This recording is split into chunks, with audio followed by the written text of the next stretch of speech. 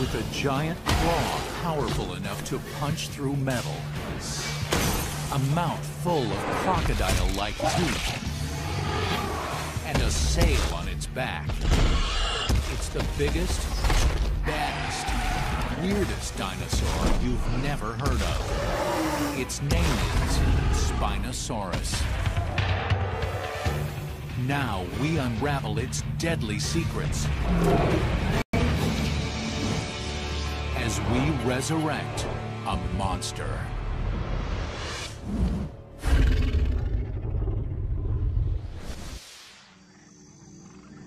Africa, 95 million years ago. Another day in the dino killing fields. Paralititans are gigantic, lumbering plant eaters. Their size keeps the adults safe.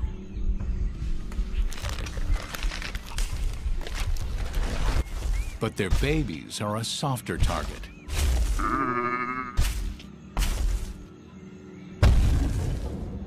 Rugops, a 30-foot-long killing machine, is on the hunt.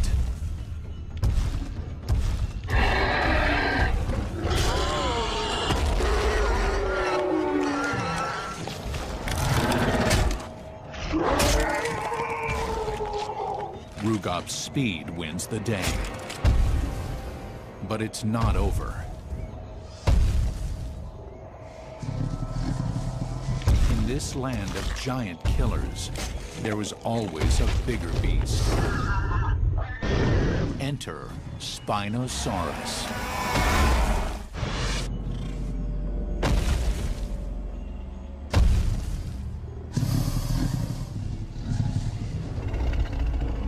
Although Tyrannosaurus rex and Allosaurus are considered dinosaur superstars, Spinosaurus deserves celebrity status too. Spinosaurus is a truly amazing dinosaur. It's big, it's really specialized, really well adapted to a different way of life than any other giant creature, and it's just plain weird looking.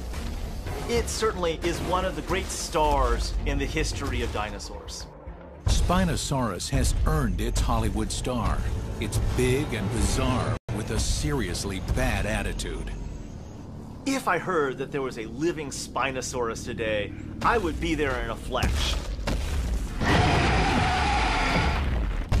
I would love to see what this creature actually was like, moving around, looking for food, just even standing there. To see such a creature unlike anything around today, would just be phenomenal. Resurrected, it would be a walking nightmare. And its horror credentials really go off the chart when you realize that it is also a 60-foot-long hyper-carnivore. It was a giant. It was the biggest of the meat-eating dinosaurs we know about. It had a long skull with big crocodile-like teeth. It had massive arms with huge claws. And it had these really weird, elongate spines coming out of its back to form a sail or a fin. Things that make it distinctive compared to all the other giant dinosaurs. How could this amazing creature be such an unknown quantity? The answer is simple. The fossil evidence that could confirm its star status was obliterated. There is no complete skeleton, just a few fragments of fossils. In order to resurrect Spinosaurus, we must go beyond the fossil record and build him from the inside out. We will use high-tech imaging to look inside the few fossilized bones that do exist. And we will use robotic monsters to try to understand how it hunted and killed. Look at those teeth. How are they shaped? How would those teeth pierce through flesh? Look at those jaws. How do those arms operate? How deeply could those claws penetrate? What we do know about Spinosaurus is that it was weird and it was big. The story of Spinosaurus begins here, in the Sahara Desert in Egypt.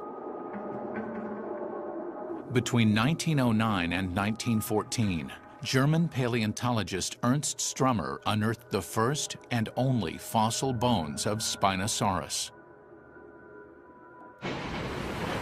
Strummer brought the fossils back to the Bavarian Museum of Natural History in Munich, and the world got its first indication of just what this unusual animal looked like.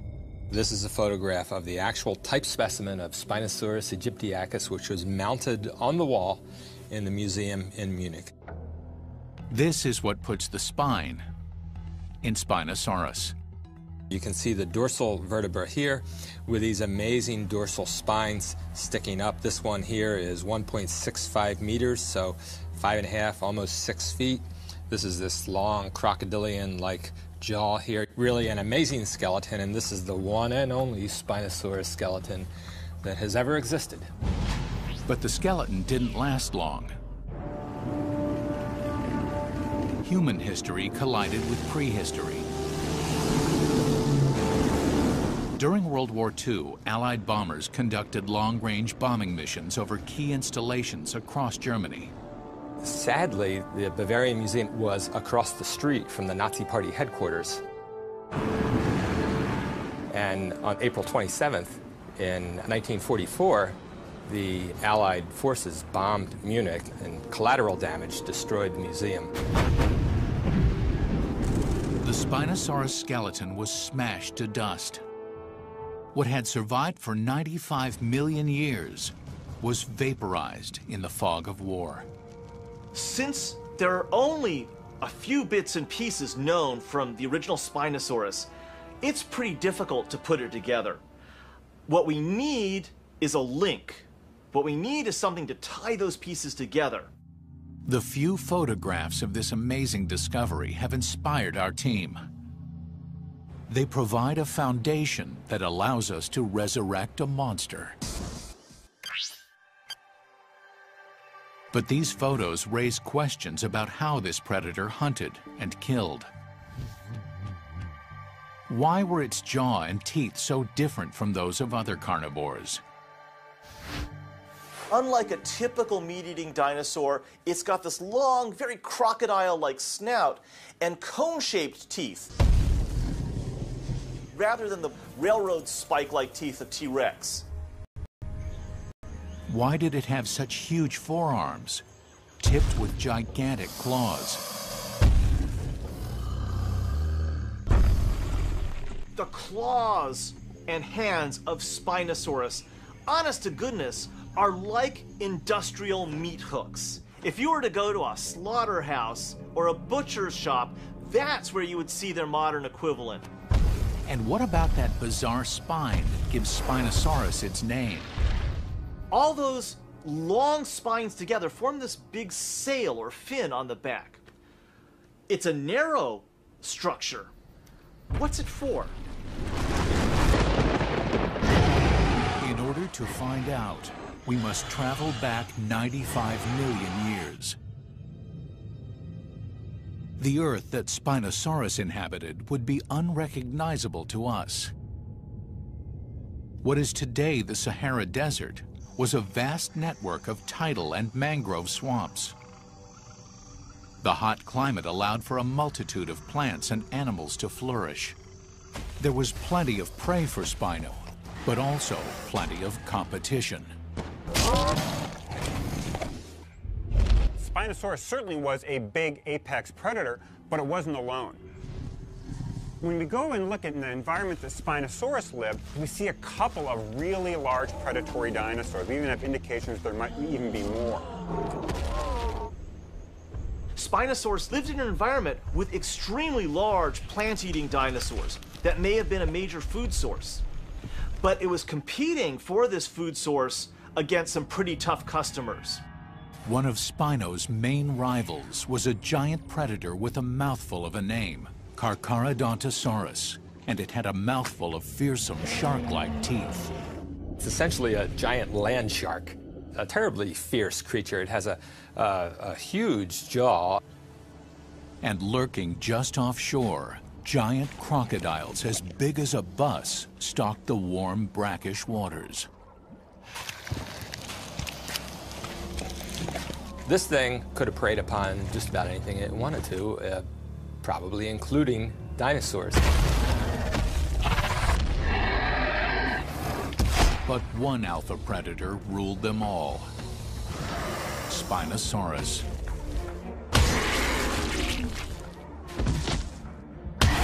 What gave him his killing edge?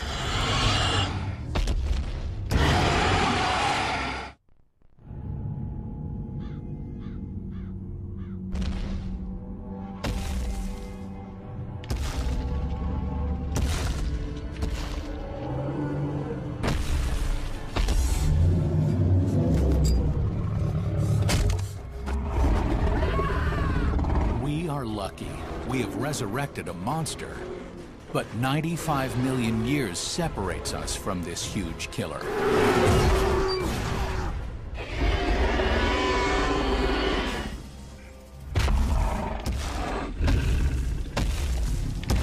Spinosaurus was the world's biggest meat-eating dinosaur.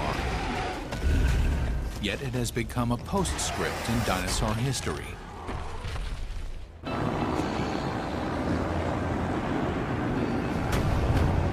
The most complete fossil of Spinosaurus was obliterated by bombs in World War II. And without the fossils to ensure its immortality, Spinosaurus has turned into the most amazing dinosaur you have never heard of. But scientists have continued to try to uncover more about this massive creature and its weaponry. Paleontologists have to rely on a number of different lines of evidence to try to reconstruct any fossil creature. We can look at its closest living relatives, things like birds and crocodiles, and see what traits they have. And it's by these ideas, and by some speculation, that we can resurrect an extinct animal. Spino, however, was unlike any dinosaur ever found. It seemed doomed to remain a mystery. Amazingly, the missing link to this remarkable creature was found not in Africa, but more than 2,000 miles away in the English countryside. In 1983, near the town of Dorking, an amateur fossil hunter named William Walker discovered a huge claw from a predatory dinosaur, which was dubbed Baryonyx. Baryonyx appeared to be a very singular dinosaur with a very long snout packed with dozens of teeth, very peculiar anatomy overall, with very robust forelimbs that carried a very large, powerful claw on the thumb. That giant thumb claw is a distinctive weapon, and it had been seen in another dinosaur. Some astute paleontologists recognize some intriguing similarities between this new English dinosaur and Spinosaurus.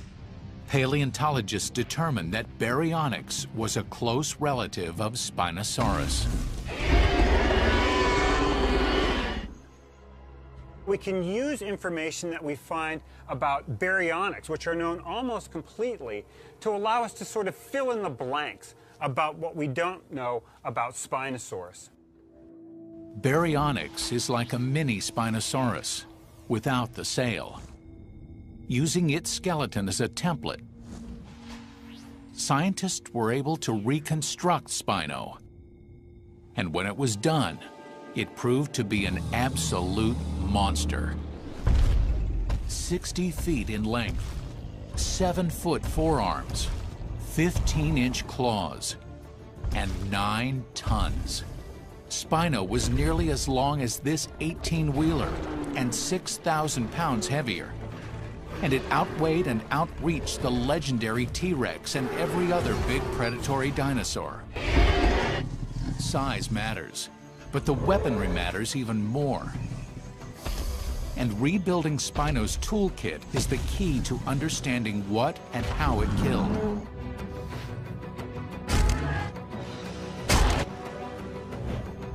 When paleontologists want to know how prehistoric predators do their dirty work, the teeth tell the tale. scientists study teeth the same way a detective looks at a murder weapon. Length, shape, number, the way they point in the jaw, all give clues to how an animal kills. But for years, Spino's trail was cold. With no fossil teeth to examine, there was no chance of figuring out the kill plan. Then science got a lucky break. In 1975, Spinosaurus fossil fragments were discovered in the Kem Desert in Morocco. And these fossils had teeth, the clues scientists needed. At the Museum of Natural History in Milan, Italy, a team of paleontologists led by Cristiano Dal Sasso examined these teeth. They discovered that their conical shape and spacing made them perfect for grabbing, puncturing, and gripping, not the smash, tear, and slice approach that characterized the business end of a T-Rex. When we look at the skull of T-Rex, we see a skull that is really built for power and for delivering a tough bite. With Spinosaurus, what we see is in fact a much different arrangement. This skull is not arranged to really direct forces back into the skull, but rather the teeth are arranged much more for grabbing and holding. T-Rex used its massive skull as a weapon to smash and rip through heavily armored prey. Spinosaurus was the largest carnivorous dinosaur ever to stalk the Earth. But most people have never heard of it.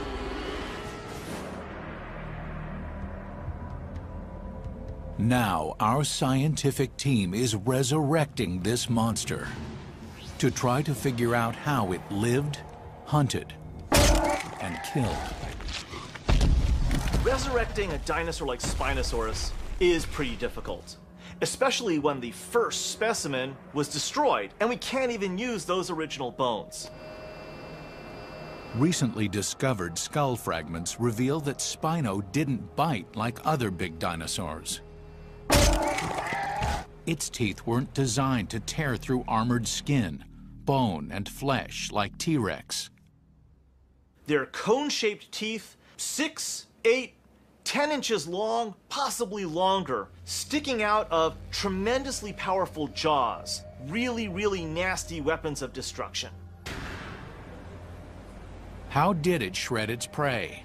The answer isn't in a museum. It's here, out in the Croc Lab. Biologist Ken Vliet says there are many similarities between Spinosaurus and modern crocs.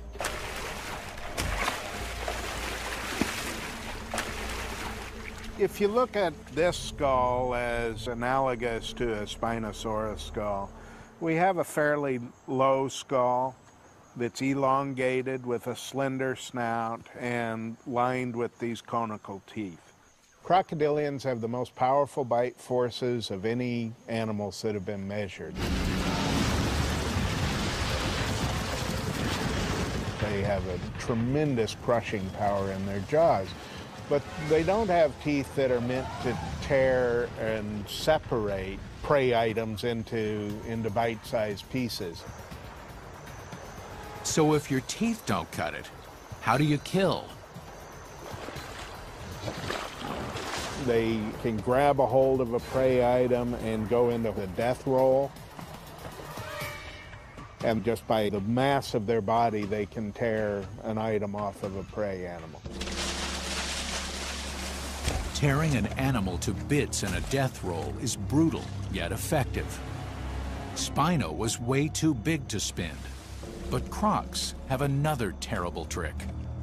Crocodiles will often take a large prey animal, grab some portion of it, for instance, a forelimb, lift it up out of the water and sling it one way and then forcibly throw it the other way.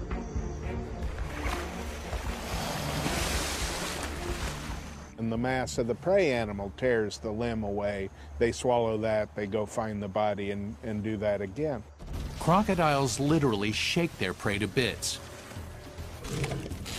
And it looks like Spinosaurus used a similar technique. When Spinosaurus got its jaws onto its victim, it would pierce through the meat with those those conical teeth. It would thrash its skull back and forth, yanking out chunks of meat, and as it's thrashing back and forth, that victim's neck could be broken. So between the meat being pulled out and the thrashing back and forth, that victim would not last very long. 3 times as long as the biggest living crocodile and 6 times as heavy, this dinosaur had monstrous power. And Spinosaurus had another advantage over crocs. For such a titan, it was faster than any of its typical prey. It needed to be. Spinosaurs lived in a hyper-competitive hunting ground, where even lumbering prey like paralititans were surprisingly well-armed. They could use their tails like giant clubs. A lash from the tail of one of these giants was like getting smashed with a telephone pole. So how does a 9-ton, 60-foot monster with a sail on its back manage to be both quick and maneuverable? The answer is in its feet.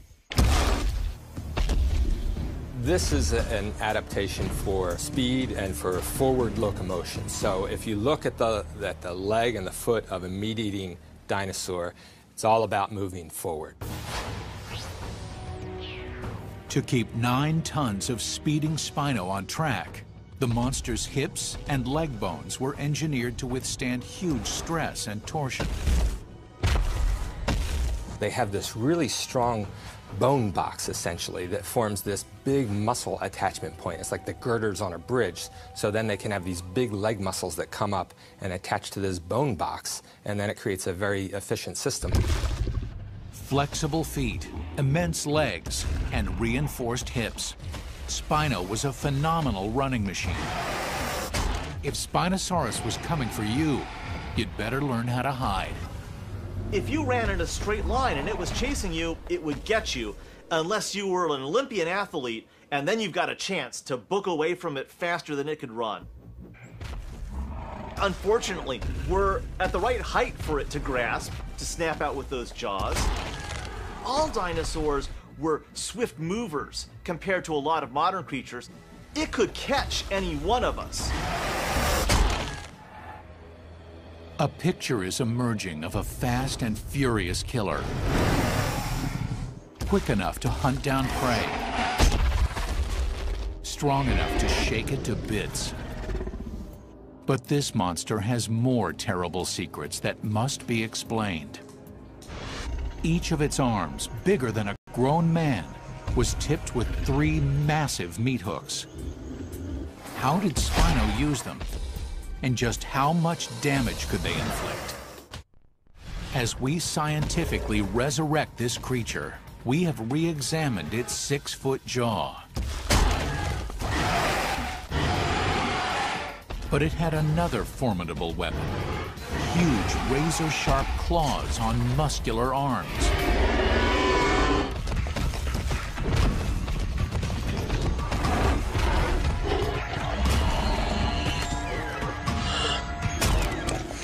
Most carnivorous dinosaurs had pathetically small forelimbs.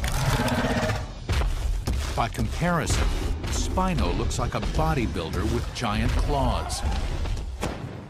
Today's big land predators are things like polar bears and grizzly bears and Siberian tigers, and all of them have some pretty impressive claws that can make short work of a human being like us. But those claws are pathetic against the gigantic talons of Spinosaurus. Do these claws hold the key to understanding this creature's place at the top of the food chain?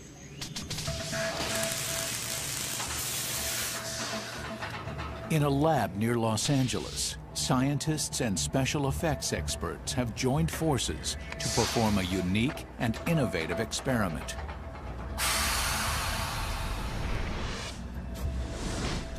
Paleontologist Dr. Matt LaManna and the special effects team, led by designer Kim Hicks, are attempting to bring Spinosaurus back to life.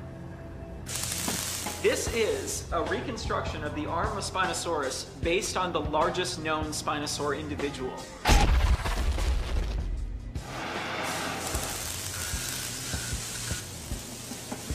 They are building a life-sized steel replica of a Spinosaurus forearm and claw. 7 feet of deadly power. What we're going to do here today is slam this big schematic Spinosaurus hand into some modern-day items and see what kind of damage it does. Maybe to get an idea of what the real thing might have done to animals that lived in its environment. Scaling up from Spino's cousin, Baryonyx, Lamanna has provided precise specs to the effects team to recreate the arm and claw.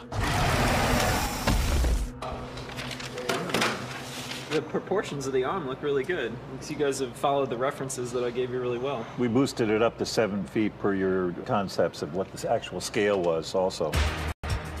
A powerful air cannon will provide the muscle to propel the steel claw.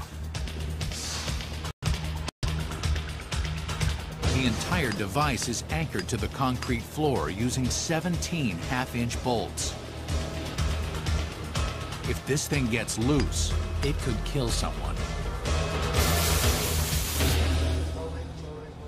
Well, we have a 7-foot radius, so the tip is going to move a lot faster than the actual thrust of the armature, and we've got about a 12-inch thrust on the armature. Approximating the force of the real animal is tricky. But if Lamanna's calculations are right, the size is dead on.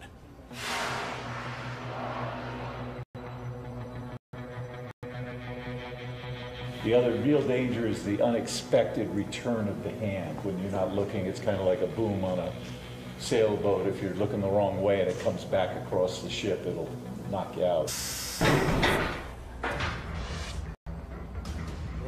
The first victims, 2 large pieces of ballistic gel. The dense gel simulates the skin and muscle layer of a dinosaur. Look at the size of the wounds that our Spinosaurus hand is making in this simulated carcass. This penetrated really deeply just with me pushing it. Finally, it's time to rumble.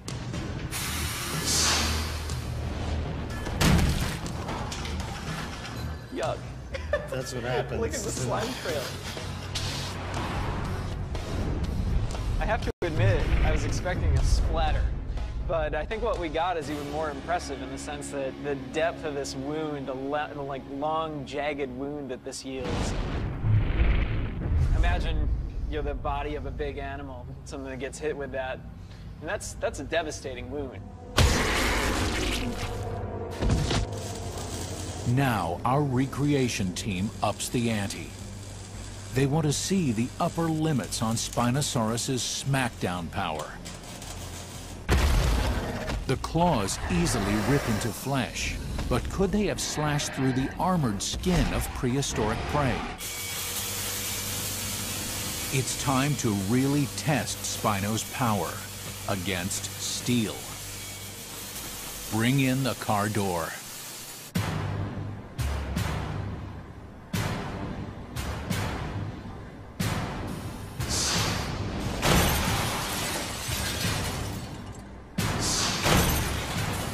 Our mechanical claw hits the door with 4,500 pounds of force. Talk about monster garage. Obviously, this is an animal that's going to keep attacking with these big giant arms and the tip with these huge claws. I mean, we've seen today like what a model of this thing's forelimb could have done. It's just really humbling to imagine what the real thing might have been like.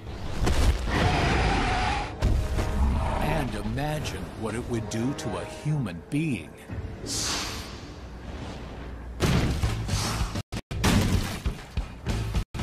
No animal would want to be on the receiving end of that mighty hook.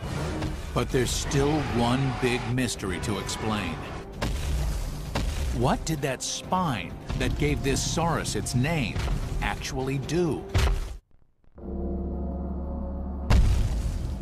It may have looked like something from a Japanese monster movie, but Spinosaurus was no fictional creation. This real-life Godzilla once ruled the Earth. Unfortunately, we know very little about this awesome animal. It's the ultimate cold case. The loss of the original Spinosaurus fossil was a great tragedy for science. And so, for many decades, we've missed what it is that makes Spinosaurus so interesting because we couldn't look at its bones. Piecing together the few fossil fragments that do exist, we've been able to build up a picture of Spinosaurus and bring this monster back to life. But there is something missing from our resurrection of Spinosaurus. And that is the purpose for that spiny sail. Often paleontologists can find direct comparisons between the features of living animals and prehistoric creatures, but not here. Since nothing in the world today has a sail like Spinosaurus, paleontologists are forced to speculate on the possible functions of this structure. What was the purpose of Spino's sail? The answer could lie in the brutal climate. This is a time when the world was very, very hot, hotter than it is today. And so if a creature is vigorous, if a creature is moving around a lot, it's going to have a cooling issue. A prehistoric predator like Spinosaurus was constantly on the move. Nature has provided a way for some animals to cool off. For instance, elephants flap their ears to help shed heat. Spino's sail may have had a similar role in that superheated climate. A structure like a sail gives a huge surface area without much addition of volume. It can remove heat. Hot blood flowing through the skin covering the vertebrae releases heat before it returns to the body. Another theory is that instead of being a device to keep cool, the sail was a way for males to look cool.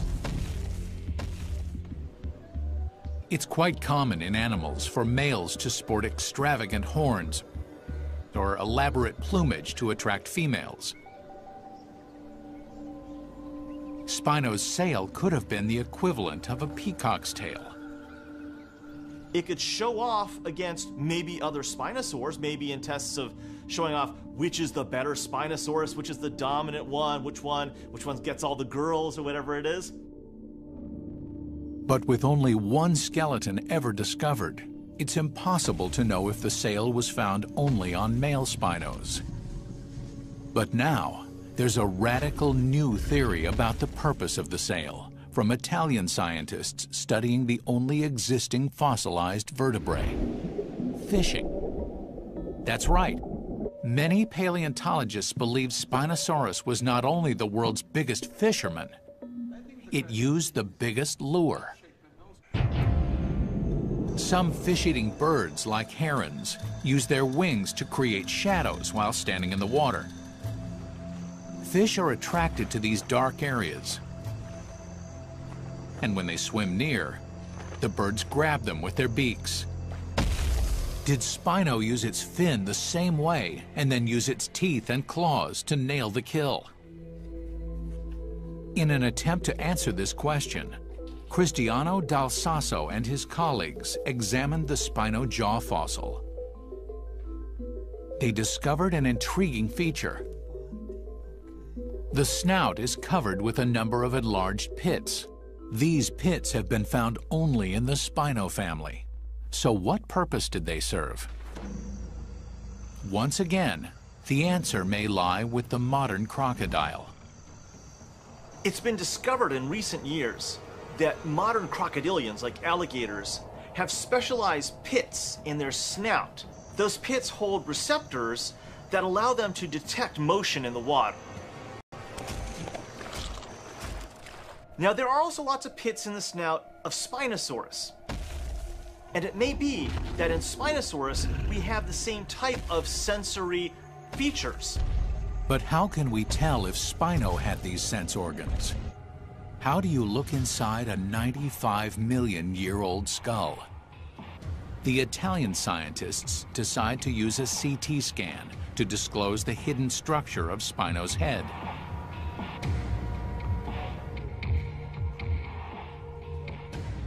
The CAT scan reveals that the pits at the end of the snout all have a kind of canal attached to them.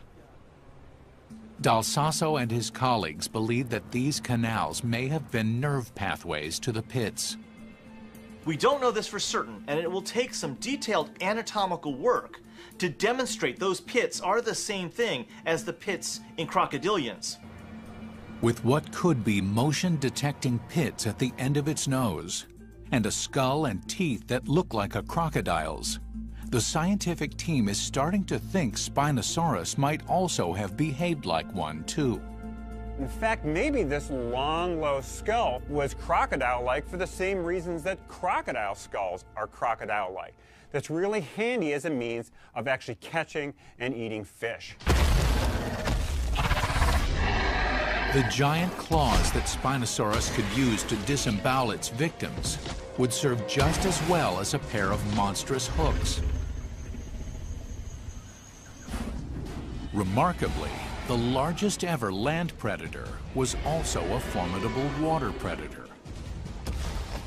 Spinosaurus was adaptable and apparently invincible, a gigantic multi-purpose killing machine from which nothing on land or in water was safe.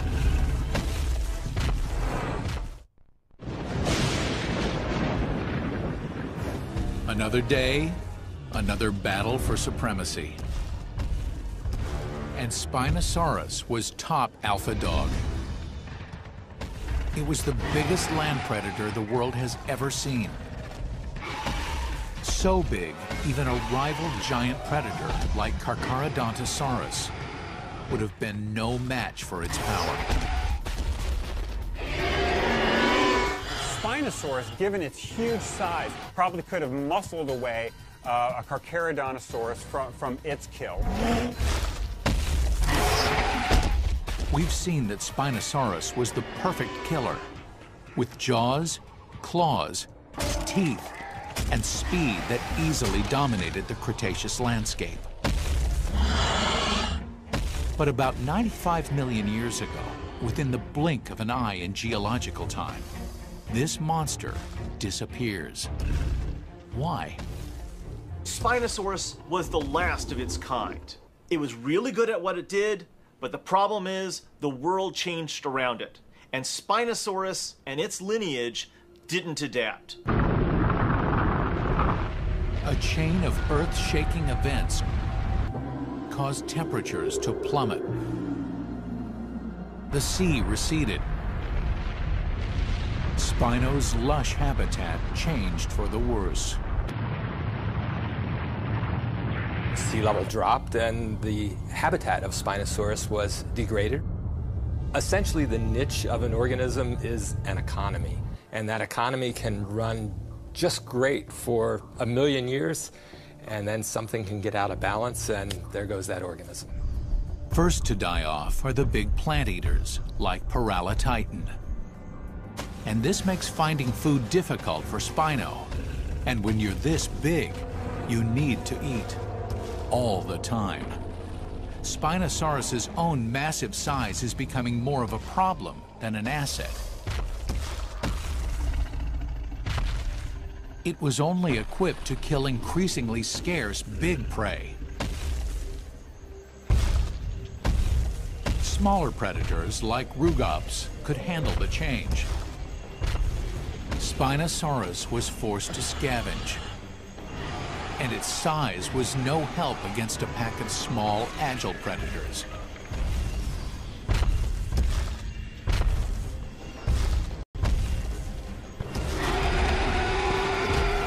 The once invincible Spinosaurus that ruled a world of giants is fighting for its life. And Spinosaurus had one major design flaw. Those spines are fused to the vertebra. So Spinosaurus, if it rolls over, it breaks its back and dies.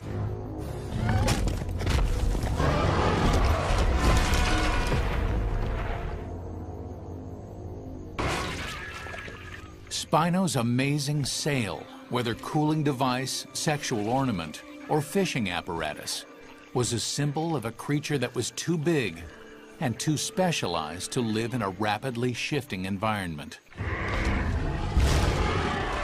95 million years ago, the world changed, but Spinosaurus could not change with it. The adaptations of Spinosaurus, including its gigantic size, made it really successful when times were good. But when times changed and the environment changed around it, what had been an advantage turned into a liability. And its size and its specializations were just the wrong thing for that environment. It was too big to survive anymore. We have resurrected a monster, reconstructed the life of a beast that looks like it stepped out of a horror movie, and rebuilt the biggest carnivorous dinosaur ever. A 95-million-year-old predator has been brought back to life, and now Spinosaurus rightly claims its place on the dinosaur A-list.